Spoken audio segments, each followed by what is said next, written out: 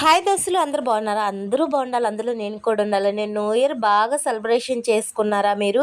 ప్రతి ఒక్కరికి మరొకసారి నూతన సంవత్సరం శుభాకాంక్షలు. ఈరోజు వంట వీడియోలోకి వెళ్ళిపోతే వెజిటేబుల్ పులావ్ తయారు చేసే విధానం. నెయ్యి, సన్ఫ్లవర్ ఆయిల్, చెక్క, లవంగా, అలాగే సన్నగా కట్ చేసుకున్న ఉల్లిపాయలు, పచ్చిమిర్చీలు, బంగాళదుంప, పచ్చి బఠానీలు, అలాగే బీన్స్. ఇంకెందుకండి, దూరం మంట మీద వేగిన తర్వాత రుచి తగ్గ ఉప్పుని, అలాగే కొంచెం కారాన్ని వేసుకుంటే ఇంకెందుకు, ఒక గ్లాసు బియ్యానికి 2 గ్లాసులు నీళ్ళండి. ఇంకా బియ్యాన్ని కూడా వేసుకుని కొంచెంసేపు అలా మగ్గితే అన్నం అయితే పొడి పొడిగా వస్తుందండి. ఇంకా 2 గ్లాసులు నీళ్ళు అయితే పోసేసుకొని ఇంకెందుకు, చాలా అంటే చాలా 2 విజిల్ రాగానే ఉడికిపోయిద్ది.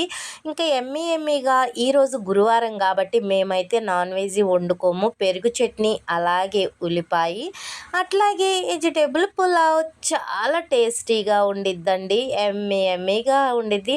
మరి ఏమంటారబ్బా, ఇదే నా ఫస్ట్ వీడియో ఈ సంవత్సరంలో వంట వీడియో వచ్చేసి.